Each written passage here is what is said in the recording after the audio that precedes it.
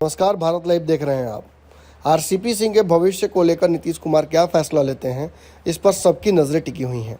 बिहार में वर्तमान में अगर कोई सबसे बड़ा राजनीतिक प्रश्न खड़ा है तो वो ये है कि आखिर नीतीश कुमार आरसीपी सिंह को राज्यसभा भेजेंगे दोबारा या नहीं।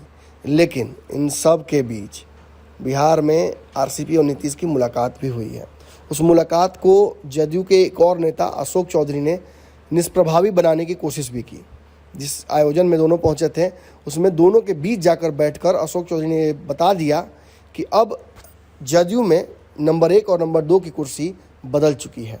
आरसीपी सिंह का कद और पद क्या रह चुका है ये भी बता दिया गया। और हाल ही में जिस तरीके से पार्टी ने आरसीपी सिंह के भविष्य के फैसले को टालते टालते यहाँ तक ला दिया, इससे ये भी समझ में आ रहा है कि अब आरसीपी सिंह नीतीश कुमार के लिए उतने महत्वपूर्ण नहीं रह गए हैं। लेकिन यहाँ एक और सवाल खड़ा होता है। एक तरफ नीतीश कुमार के लिए आरसीपी महत्वपूर्ण नहीं रहे, लेकिन क्या नीतीश कुमार आरसीपी सिंह को दोबारा नहीं भेजकर उनसे दुश्मनी मोल लेंगे?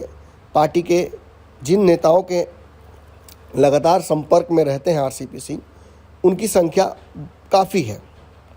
विधायक, सांसद, यहाँ तक कि बिहार के कैबिनेट मंत्री भी आरसीपी सिंह के साथ दिखते हैं। लेकिन इसकी वजह से अगर जदयू में भगदड़ मच जाए तो क्या नीतीश कुमार इसके लिए तैयार हैं? शायद इसीलिए कल उन्होंने जो बुलाई थी बैठक जिसमें सभी नेताओं से बातचीत की, ये प्रस्तावित किया गया था। लेकिन सवाल वहीं फिर से एक बार आता है कि आखिर आरसीपी सिंह को लेकर, उनके भविष्य को लेकर ललन सिंह और नीतीश कुमार किस निष्कर्ष तक पहुंचेंगे। देखिए, अगर चर्चाओं की बात समझें और माने तो कहीं ना कहीं नीतीश कुमार ने मन बना लिया है। आरसीपी सिंह को दोबारा राज्यसभा जदयू की तरफ से कम नहीं भेजा जाएगा। वहीं दूसरी बात यह है कि ललन सिंह के हाथ में नीतीश कुमार ने ये कमान दे दी है कि वही फैसला करे आरसीपी सिंह के साथ क्या करना है। सीधी बात है, कुछ दिनों पहले जब ललन सिंह के हक का फैसला आरसीपी सिंह को लेना था तो उन्होंने उनकी हकमारी की थी। अब पासा पलटा है और अब पूरी जो ताकत है वो ललन सिंह के हाथ में चली गई है। इससे बिहार की राजनीति में एक बड़ा बदलाव हो सकता है।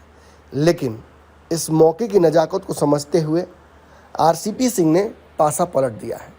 जब नीतीश कुमार ने उन्हें गच्चा दिया है तो वो नरेंद्र मोदी की शरण में पहुंचे हैं। आपको याद होगा, पूर्व में भी बिहार सरकार की मांगों को लेकर आरसीपी सिंह ने जो अपना रुख रखा था वह हमेशा केंद्र सरकार के पक्ष में रहा है।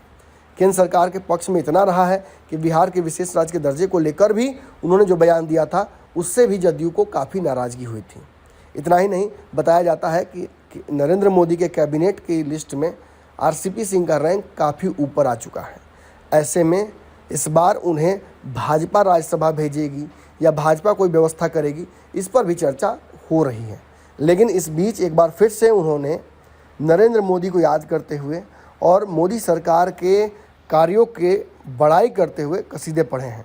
क्या कुछ हुआ है, जरा इस रिपोर्ट में सुन लीजिए।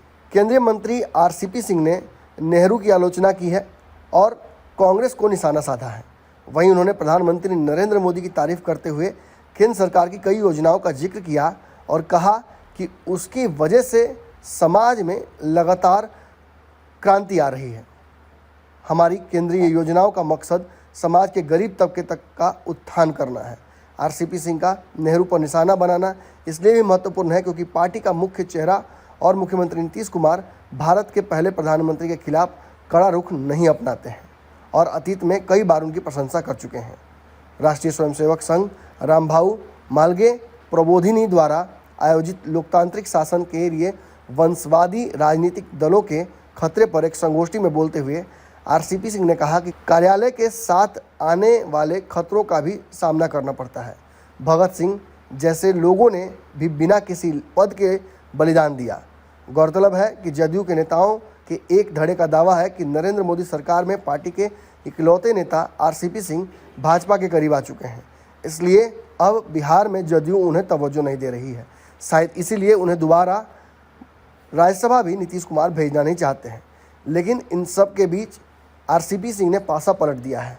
उन्होंने नरेंद्र मोदी की तारीफ और नीतीश कुमार के लाइन से अपने आप को अलग करते हुए एक नया रास्ता तलाशने की कोशिश की है। अब देखना होगा कि आखिर नीतीश कुमार के झटके के बाद क्या नरेंद्र मोदी आरसीपी सिंह का हाथ थामते हैं?